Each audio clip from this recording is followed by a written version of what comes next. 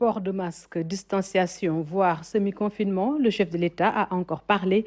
5 mois après le premier cas, le virus circule toujours activement au Sénégal. Une situation préoccupante pour les autorités. Quant aux populations, elles ne devraient pas constituer l'équation, mais la solution par un véritable engagement communautaire. Oumar Diaw. Un conseil présidentiel. Ailleurs, chez Marianne, par exemple, on organise des conseils de défense. Cette sémantique renvoie clairement à une guerre parce que le monde est bien en guerre. Cette troisième guerre mondiale n'est ni géopolitique ni idéologique, mais plutôt microbiologique.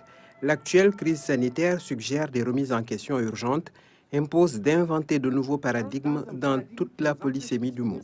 Le virus interroge les peuples sur leur genre de vie, leur supposée grandeur et génie, qui fondent le charmant mot résilience à toutes les sauces depuis.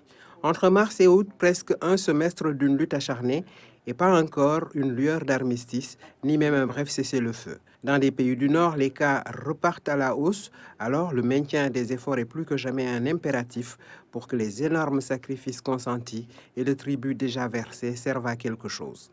S'enraciner dans le déni d'une évidence, s'enhardir par la défiance et la véhémence, manifester de l'imprudence ou pire de l'impudence ne devait mériter aucune clémence, car c'est non seulement suicidaire, mais c'est exposer la communauté. Si notre vision borgne devenait aveugle, le péril viral ne serait plus une hypothèse à écarter. La solution devrait être nous-mêmes, mais nous sommes tristement le problème.